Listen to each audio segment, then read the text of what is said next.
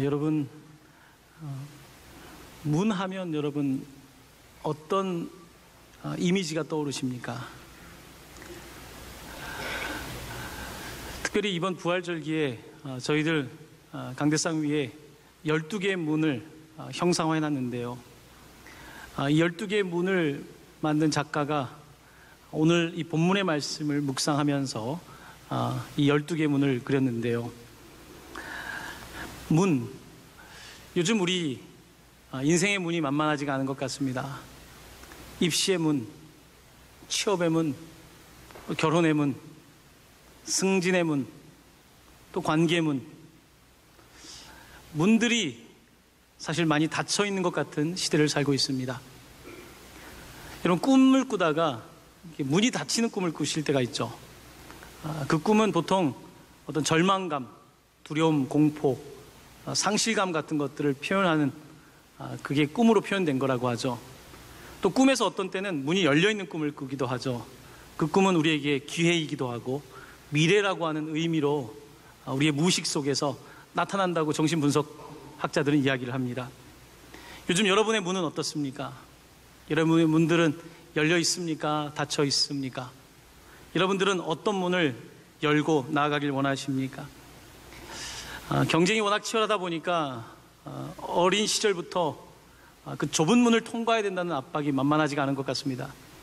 제가 몇 주 전에 여기 역곡천에서 자전거를 타고 이쪽 한강 쪽으로 좀 가려고 하는데 지나가다가 한 초등학교 고학년으로 보이는 아이들의 대화를 우연히 듣게 됐습니다. 어떤 아이가 이런 이야기를 하더라고요. 야, 이제 우리 진짜 열심히 놀아야 돼. 내년 되면 중학교 공부해야 되니까 이제 이렇게 못 놀아. 걔들은 5학년 애들이었습니다. 5학년 아이들의 이야기입니다. 올해 많이 놀아야 된다는 것. 6학년 때도 놀면 어떻습니까? 그런데 벌써 5학년 때만 해도 뭔가 경쟁이라고 하는, 입시라고 하는 그 문을 느끼고 있는 거예요. 대학의 문은 차라리 요즘 낫습니다. 취업의 문은 어떻습니까? 취업의 문이 어려우니까 결혼의 문도, 또 출산과 육아, 모든 우리의 삶의 기본적인 가정의 어떤 세움을 위한 기초 단계에서 어려움을 겪고 있는 청년 세대를 보고 있지 않습니까? 문, 많이 닫혀 있는 것 같은데요. 오늘은 양의 문이라고 하는 주제로 우리 주님의 문에 관하여 말씀을 드리려고 합니다. 근데 인생을 좀 돌아보면 문이 열릴 때도 좋지만 때로는 닫히는 것이 축복이라는 생각을 할 때가 있습니다. 그때 그 문이 닫혔기 때문에 이쪽 문이 열렸다는 거죠. 여러분, 지금 함께 살고 있는 분이 여러분들의 첫 번째 첫사랑이십니까? 그런 분도 있고 아닌 분들도 계시겠죠. 자, 그런데 그때 그 사람과의 문이 닫혔기 때문에 오늘 옆에 있는 분과 함께 살고 있지 않습니까? 이 문이 닫히는 것은 때때로 우리에게 또 저 문을 열어주는 거예요. 저는 개인적으로 대학을 졸업하면서 그냥 회사를 좀 다녀보고 싶었어요. 왜냐하면 아버지가 목사님이니까. 그래서 저는 그 증권사 최종 면접에 갔던 기억이 있습니다. 물론 떨어졌죠. 네. 그때 내가 만약에 그때 그 회사에 들어갔다면 아마 제 인생이 많이 달라졌겠죠. 돌아보니까 그때 그 문이 닫힌 것이 얼마나 감사한지 모릅니다. 그 문이 닫혔기 때문에 저는 오늘의 목회자가 될 수 있었다고 생각합니다. 사실 젊을 때에 이 문만 바라보죠. 저 문이 열리기만을. 하지만 사실 우리가 하나님을 믿는다면 이 문이 닫히는 것도 은혜라고 하는 사실을 지금 당장은 사실 깨닫지는 못할지라도 세월이 지나가면 깨달을 수 있는 게 아닐까 생각합니다. 여러분의 문은 요즘 어떻습니까? 성경은 문에 대해서 무슨 말씀을 하고 계실까요? 제가 먼저는 여러분께 오늘 본문의 문을 이야기를 하기 전에 구약 성경이 말하는 문 이야기를 조금 하려고 합니다. 구약 성경에서 첫 번째 문이라고 하는 단어가 어디에 등장하는지 아십니까? 가인과 아벨의 이야기, 가인이 동생을 죽였던 이야기. 그때에 하나님께서 가인에게 질문을 던지시는데 그때 처음으로 문이라고 하는 단어가 등장합니다. 죄가 문에 엎드려 있다. 문이라고 하는 단어가 죄와 관련돼서 처음 사용된 걸 보게 됩니다. 문이라고 하는 것은 좋은 의미의 문도 있지만 나쁜 의미의 문도 있고, 성경은 첫 번째 문을 죄의 문에 관하여 말씀하고 있고, 죄가 문에 여기서 엎드려 있다라고 하는 것은 예전에 영화 중에 크라우칭 타이거라고 하는 영화가 있었던 것 같은데, 호랑이가 마치 이렇게 웅크리고, 사자가 웅크리고 있는 것처럼 죄가 웅크리고 있다는 것입니다. 먹이를 노리는 것처럼 죄의 문이 웅크리고 있다는 거예요. 먹이를 잡기 위해서. 문이라고 하는 것은 많은 경우에 우리에게 죄로 넘어가게 하는 문이 될 경우가 많습니다. 우리는 자유를 좋아하지만 사실은 자유가 있을 때의 방탕과 오히려 죄의 모습으로 나아가는 것을 보게 됩니다. 성경은 문에 관하여 말씀하면서 먼저는 이렇게 죄의 문에 관하여, 죄의 문이 우리 앞에 웅크리고 있다고 말씀하고 계십니다. 문에 관한 단어를 좀 찾아보니까 문의 의미가 조금 또 다르게 사용된 구절이 있었습니다. 이번에는 긍정적인 의미로 문이 사용됐는데요, 바로 유월절 당시에 언급되었던 문입니다. 두 번째 문은 바로 문설주와 임방에 바른 바로 어린 양의 피, 이 문을 사망의 권세가 넘어가지 못할 거다. 문에 어린 양의 피가 있을 때에 사망의 그 그늘이 그 습에 들이지 못하고 pass over, 유월할 것이다. 바로 그 구절의 말씀에 문이라고 하는 단어가 등장합니다. 이 문은 경계를 말합니다. 사망의 권세가 넘어올 수 없는 그 경계에 있는 바로 하나님의 언약의 피인 어린 양의 피에 관한 언급입니다. 유대인들은 이와 같은 전통 때문인지 문을 굉장히 중요하게 생각합니다. 그래서 문에다가 유대인들은 메주자라고 하는 것을 매답니다. 화면에 보시면 이 메주자라고 하는 것은요, 보통 문 바깥에, 바깥문에도 달지만 아주 독실한 유대인들은 이 집의 내부의 문에다가도 이 메주자를 단답니다. 여기 하나님 말씀이 들어있죠. 이들은 문에 말씀을 새기고 문이라고 하는 경계를 넘어갈 때에 죄의 경계, 하나님 말씀의 경계, 바로 어린 양의 경계에 대한 의식을 가지고 있는 그들은 하나님의 말씀을 통해서 문을 넘나들고 있는 것을 보게 됩니다. 바로 우리의 삶에 중요한 메시지를 던지고 있는 것이죠. 우리의 인생의 경계를 넘어갈 때에 무엇이 우리에게 기준이 되고 있는가에 관한 질문인 것입니다.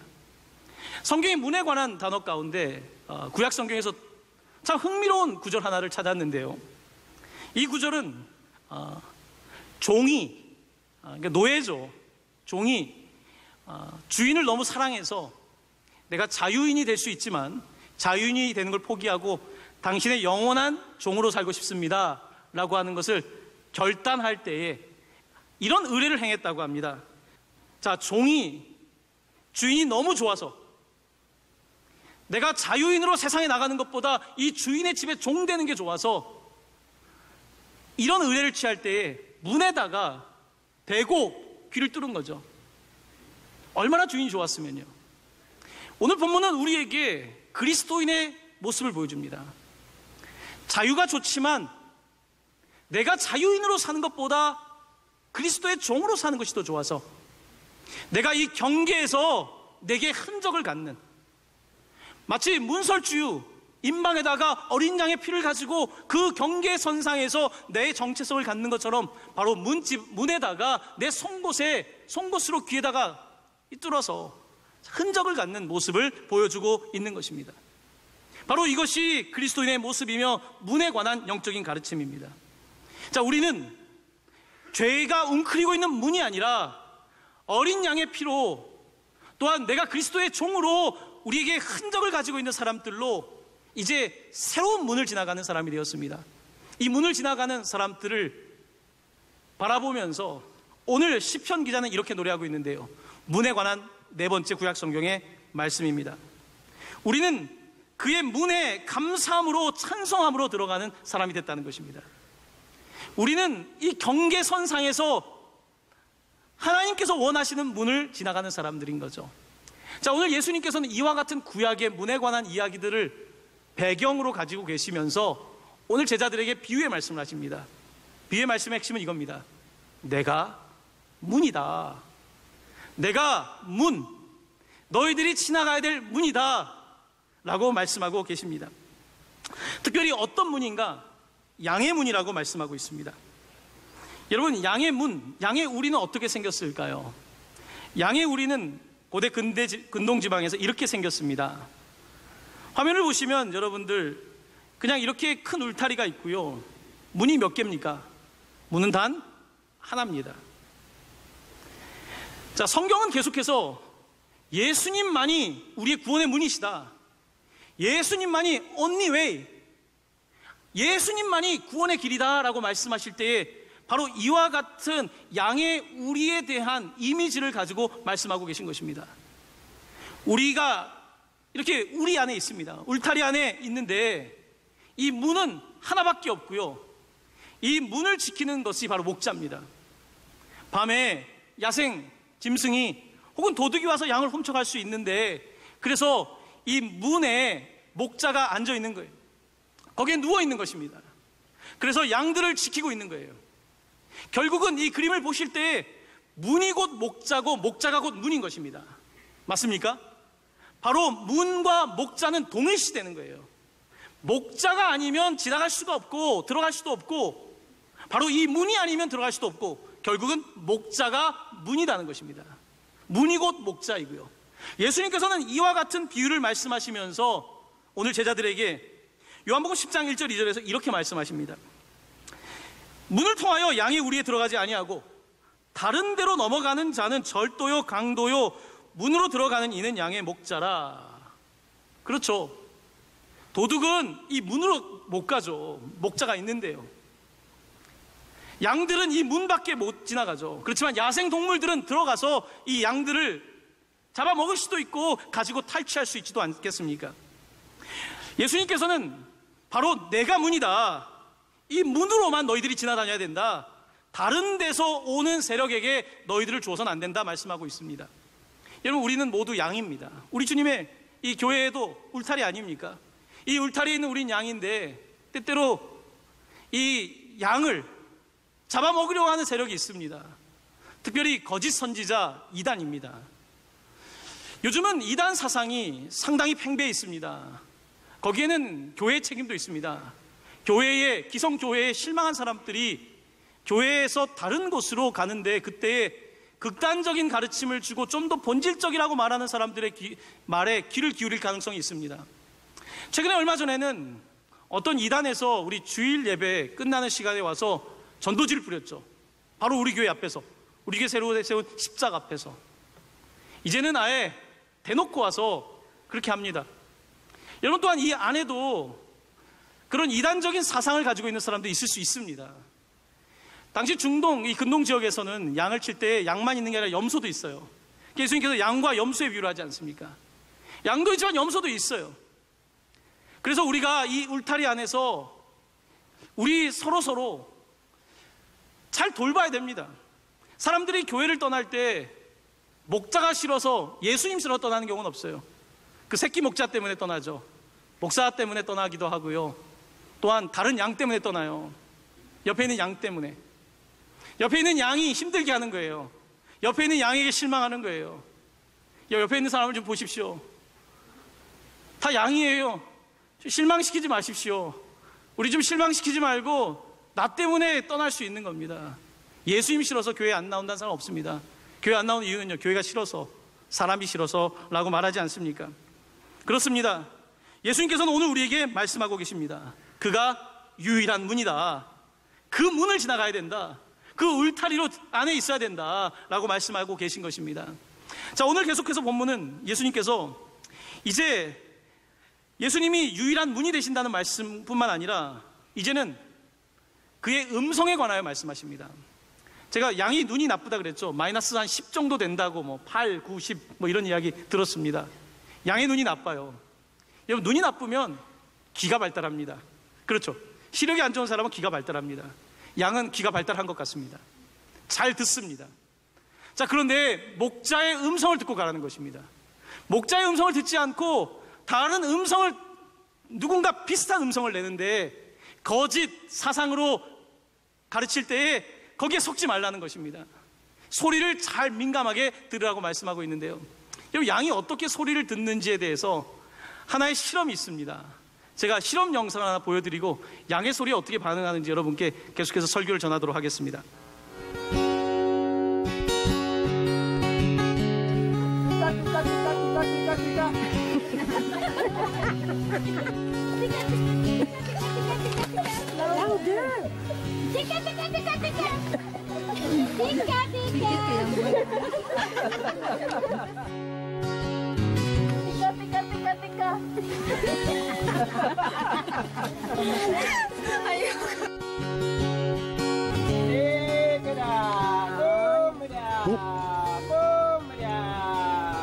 Look at them, look at them. Isn't that amazing? They are coming. Oh my God. Woo! Oh my God. I can't believe it. Oh my God. You see how it was. Oh my God. This is amazing. One more. You scared them. 오 마이 갓. 자, 이건 다 귀가 들리셨죠? 네. 제가 이 영상을 보고서 얼마나 웃었는지 모릅니다. 양이 소리를 듣는 거예요. 그렇죠? 목자가 아닌 음성은 듣고 반응하지 않습니다. 그런데 목자의 음성에 반응을 하죠. 자, 근데 보시면 반응의 속도가 틀려요. 즉각 반응하는 양이 있고 저쪽은 늦게 반응하는 양들이 있습니다. 저는 이 영상을 보면서 그런 생각을 했어요. 우리가 교회 안에서도 음성을 들을 때의 반응 속도가 다를 수 있을 것 같아요. 조금 더 빠르게 반응할 수도 있고 천천히 반응할 수도 있고. 왜 천천히 반응할까요? 내 생각이 너무 많으니까요. 내 감정에 너무 빠져 있으니까. 하나님의 음성에 귀를 기울이지 못하는 거죠. 자, 근데 교회 안에서는 그나마 울타리 안에서는 낫습니다. 세상에 나가면 어떻습니까? 더 넓은 목초지에 나갈 때 삶이 얼마나 바쁩니까? 분주합니까? 먹고 사는 문제가 얼마나 어렵습니까? 아이를 키운다는 것이 얼마나 어렵습니까? 그러니까 우리의 삶 속에서 이 목자의 음성을 놓치기가 쉬운 거예요. 그래서 그가 부르심에도 불구하고 그 음성을 듣지 못하고 여전히 내 일에만 빠져 있는 거죠. 여러분은 좀 어떻습니까?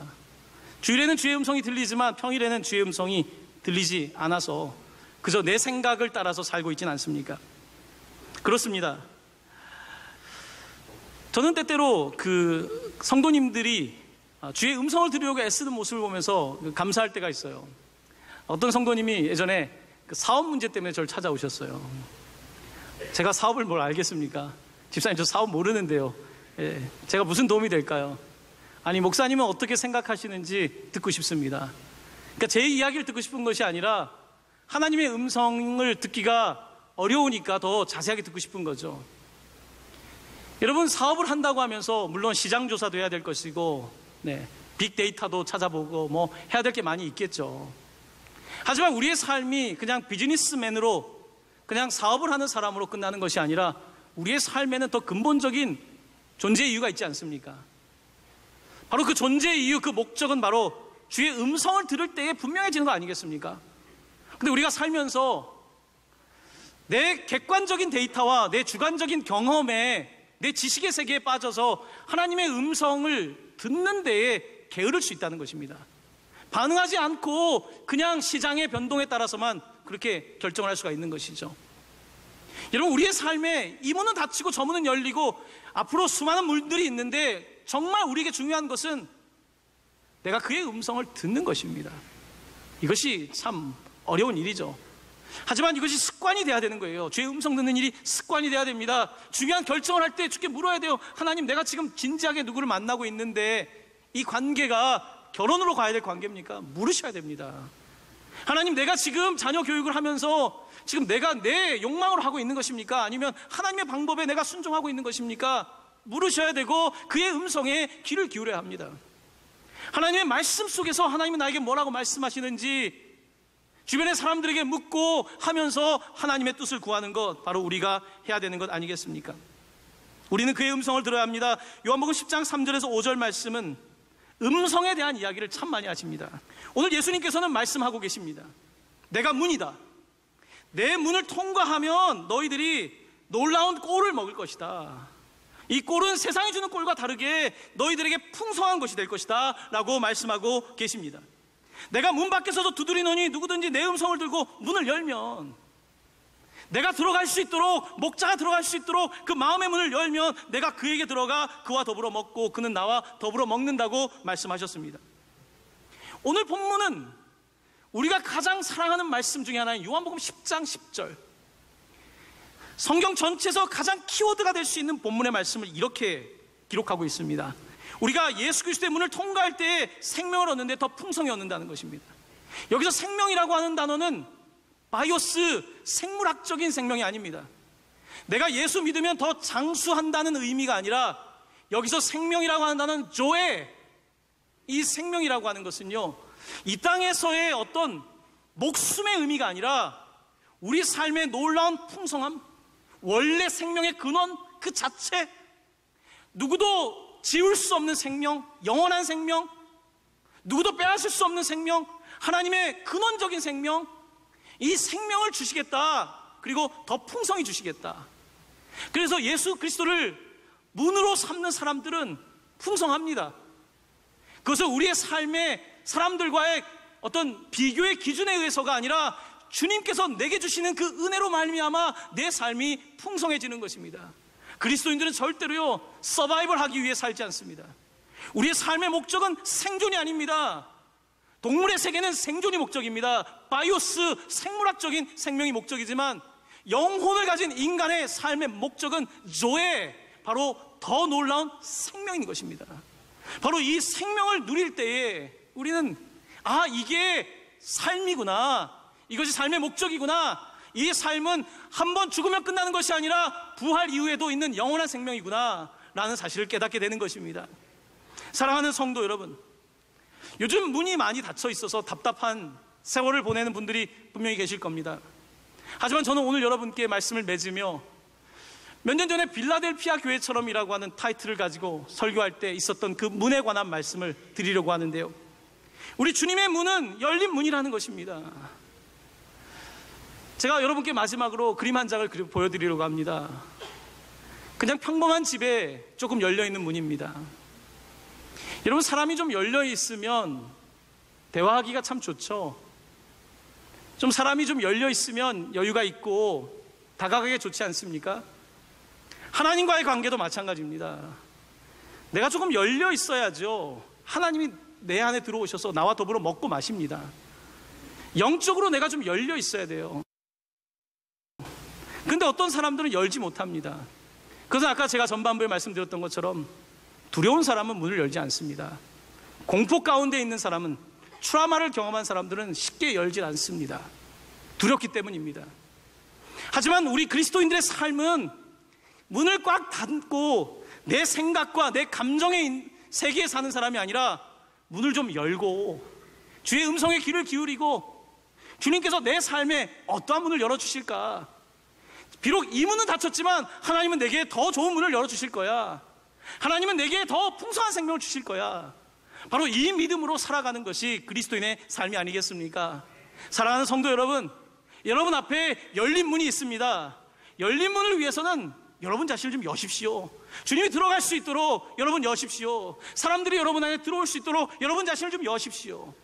그렇게 될 때 하나님께서 여러분에게 놀라운 축복을 주실 것입니다. 이번 한 달 동안에 여러분들 우리 주님을 따라가는, 양의 문을 따라가는 삶을 따라서 놀라운 풍성한 문의 축복이 있기를 예수님의 이름으로 간절히 축원합니다.